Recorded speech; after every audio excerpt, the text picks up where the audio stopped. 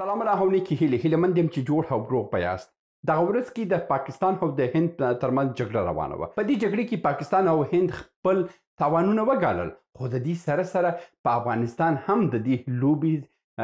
ګټونکي دومره نه و چې دومره یې بایلونکي وي. موږ هم خپل تاوانونه په دې لوبې کې درلودل. که څه داسې وخت راځي چې کله د دشمن ته چې وخت هم تاوان رسیږي، هغه خپله یو ګټه استراتیژیکي ګټه بلل کېږي. مګر نن تاسو ته وایم چې افغانستان ته څومره هم تاوانونه د دغه جګړې له ادرسه رسېدلي دي او هغه تاوانونه د افغانستان دپاره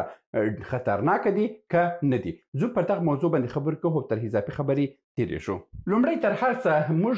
په یو موضوع کې باید تاسو پوه سئ چې دا کوم تجارتي سیستم چې موږ د هند سره لرو یا د هندیا سره لرو یا دلته په منځ کې پاکستان دی او دلته افغانستان دی. او چې کله هم موږ غواړو چې سوداګریز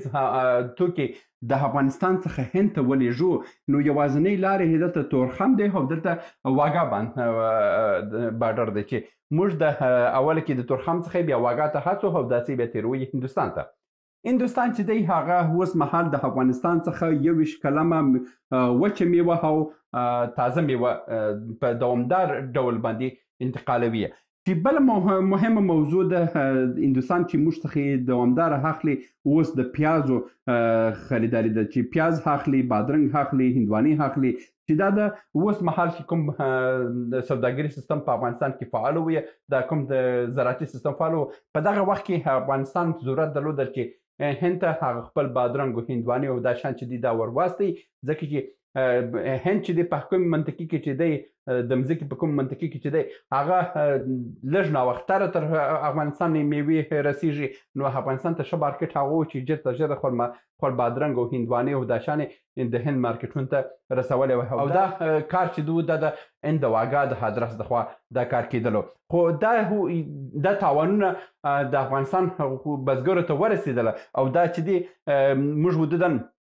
هر کال په ټنهاو وچه میوه هندوستان ته لیږله او دا د هندوستان چې و د افغانستان د وچې میوې دپاره ډېر لوی مارکېټ و. بل کار چې موږ درلودل، هر کال موږ په لکهاو ډالر باندې موږ غالۍ هستولې داسې ته هندوستان ته. بیا هندوستان خپل په ټاپې ماپې او خپل بستهبندي درلودل، بیا اروپا ته هم هستوله. نو زموږ ګټه هم وه، د هندوستان ګټه هم وه، خو دا په عموم کې د هندوستان مارکېټ چې دی د واګا بندر د لارې په افغانستان باندې فعاله دی او دا هر کال حدوداً میلیونونه ډالره افغانستان دپاره عایدات جوړوي او زموږ ډېر بزګران او زموږ دوکانداران، زموږ صنعتکاران د همدې ادرسه څخه مصروفه دي او دوی دپاره عایدات جوړېدله. دا موضوعات چې دي دا موضوعات که تاسو بي بي سي راپورونه لیدلي اوسي، که تاسو د نور ورځپاڼې لیدلي اوسي، په دغه ورځ کې د افغانستان په هکله یې لیکلي چې افغانستان هم د دې جګړې څخه داسې ګټمن تېر سوی نه دی او په دې کې تاوانونه لیدلي دي. خو یوه خبره باید تاسو ولرئ چې کله استراتیژیکي ګټې بیا یو ملک ترلاسه کولی سي. د مثال په ډول باندې د پاکستان او د هندوستان په منځ کې جګړه وسوه. پاکستان چې دی د 1940 کال څخه چې دا جوړ سوی دی، بیا تر دغه ورځې پورې چې 2025 دی، دی په دوامداره توګه د افغانستان ضد کارونه کړي دي. یعنې د افغانستان دپاره مثلا اشرار یې وروزل، افغانستان د یو قوي حکومت یې نسکوره کړو، د افغانستان حدوداً په آسیا کې دریم که څلورم تر پنځم پوځ ګڼل کېدو، چې بیخي دریم پوځ ګڼل کېدو هغه وخت کې. روسیه و چین و افغانستان دغه وخت کې حتی هند دومره وسلې نه درلوده چې افغانستان هغه وخت کې درلودل. په افغانستان په آسیا کې دریم مقام یې درلودل، روسیه، چین، افغانستان و. نو هغه پوځ یې هغه تجهیزات مکمله پاکستان ختم کړه او د اشرارو په مرسته یې هغه مکمله داسې ته واستوله، پاکستان ته واستوله. چې نن هم دا کوم وسلې چې د پاکستان او د هند په منځ کې دا جګړې سوې ده، هغه وسلې دي چې د افغانستان څخه یې وړلې دي او د کباړه په نامه باندې اشرارو خرڅ کړه، لکه حکمتیار او مسعود او رباني او سیاف دغه لعنت الله علیه یانو دا یې خرڅ کړه. نو نن همدغه د حالت دی چې په موږ باندې موږ ته دومره لویه ضربه یې ورسوه. بیا وروسته هماغه حکومت هم نسکوره سو، بیا د طالبانو راغی، د طالبانو هم نسکوره کړو، بیا مثلا امریکایان راغله د امریکایانو دپاره هم مرستې وکړې یعنې زموږ دپاره یې داسې کار یې کړی نه دی چې موږ خو ملا راسته کړو چې کله مو هم لار راسته کړې ده دې ملک په موږ باندې بیا ضربه کړې ده او بیا یو بل چاته لاره ورکړې ده او د یو بل ملک پروژه یې راوړې په موږ باندې تطبیق کړې او زموږ په بدبختي کې خپل ګټه لیدلې ده او دا کلونه کلونه کېږي چې د 50 کاله کېږي چې دا ملک جوړ شوی دی تر اوسه پورې په موږ باندې همدغسې بدبختي او همدغسې دردونه روان دي بله موضوع چې ده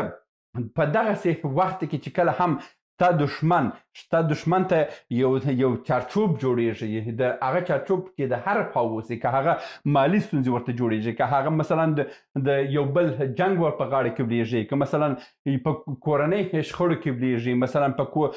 په کور دننه ورته نور جنګیالونه جوړیږي دا ګټې دا ده چې ته به په حرامه اوسې چې کله ستا دشمن مصروفه کېږي په بل ادرس باندې ته پکښې ګټمن دی نو افغانستان د همدې ادرسه بیا برته خپل ګټې درلودله که هلته موږ په واګا بندر کې زموږ د تجارتي توکي پاتې شوي دي هغه شاید میلیونونه ډالر موږ ته اوسي مګر دا استراتیژیک ګټه ده چې زموږ دشمن د دومره غټه ضربه یې وخوړه چې اوس د دې ضربې ادرسه سبا ورځ کې پی ټي ټي هم پکښې کې ټي ټي پي هم پکښې کې فعاله کېږي بیلې به هم خپل زور ښه واخلي ځکه چې د دوی دغه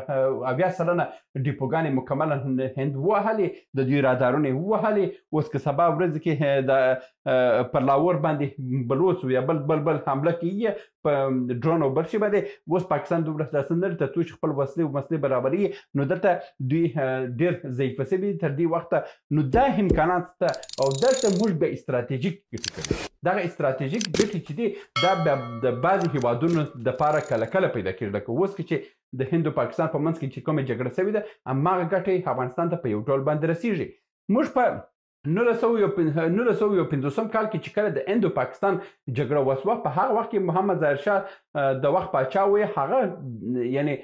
بیطرفي اعلان کړه چې موږ نه د هند طرف نیسو نه د پاکستان طرف نیسو په هغه وخت کې موږ دغه جګړه دغه مشکل حل کړی وای پاکستان د تل لپاره موږ د تل لپاره د همدې بدبختیو څخه خلاص وو خو دا و چې هغه وخت کې نه دومره موږ دا فکر کولو چې په موږ باندې به داسې بد داسې راځي د پاکستان دخوا او پاکستان به داسې تورستي ځالې جوړوي په هغه وخت کې موږ نه وایو خو اوس چې پوهېږو اوس وګوره د اوسني حاکمان چې ناست دي هغه څو ورځې مخکې چې کله ویډیو تاسو ته وړاندې کړه په هغه ویډیو کې مو ویل مالو چې د هند ډیپلومات چې راغلی په همدې خاطر باندې راغلی دغه پوښتنه کوي که دغه جګړه شروع کېږي په دې ته مذهبي بود مه ورکوئ دې ته مذهبي تبلیغ مه کوئ دې ته مذهبي فتواې مه جوړوئ نو د همدې ادرسه دا یو ډېر قوي کار شوی دی او دلته د افغانستان لپاره ډېر قوي ګټې دي که تاسو د مولانا سمیع الله غزنوي په فکر کوم هغه دی تاسو د هغه ویناوې واورئ هغه وویلو چې هغه دومره یو قوي یو متفکر عالم دی چې د افغانستان په سطح فکر نه کوم چې موږ یې بدیل ولرو چې دومره یو قوي انسان دی هغه تېر ورځ کې یو وینا کړې ده په هغه وینا کې ویلي دي چې زموږ دپاره څومره ګټې رسېدلې دي پاکستان چې دا کلونه په موږ باندې جنګ اړولی و نن چې پر هغه باندې جنګ دی دا بالکل ښه کار دی او یعنې دا په لومړي ځل باندې داسې یو عالم غزنوي صاحب مولانا غزنوي صاحب چې تاسو خبرې واورئ په ټیک ټاک کې هم سرچ کړئ په یوټیوب کې هم سرچ کړئ د پاکستان په هکله باندې چې څه یې ویلي دي هغه واورئ نو بیا تاسو پوهېږئ چې یو عالم او د یو ملا فرق څومره دی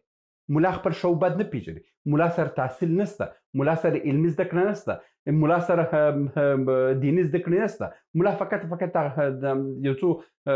سورتونه آیتونه شریفونه زده کړي دي او دا راځي خو تجارت پکې مګر یو عالم مولانا او یو جامع او معقوله مولانا لکه غزنوي صاحب بیا دا چې دی دا یو په واقعي ډول باندې یو عالم دی دا د اسلام اصلي یو مدافع دی او دا یو اصلي مسلمان دی موږ د دغه عالم بدیل فکر نه کوم چې په افغانستان کې موږ بل ولرو د غزنوي صاحب تاسو د غزنوي صاحب خبرې واورئ او هیلهمند یم چې یو ورځ داسې راسي چې موږ د غزنوي صاحب غوندې عالمان په هر ولایت کې لاس و شل ولرو دا د نن ورځې ویډیو هیلهمند یم چې یو څه مو ترلاسه کړي وسي تر بیا هم په لاس سپارم سلامونه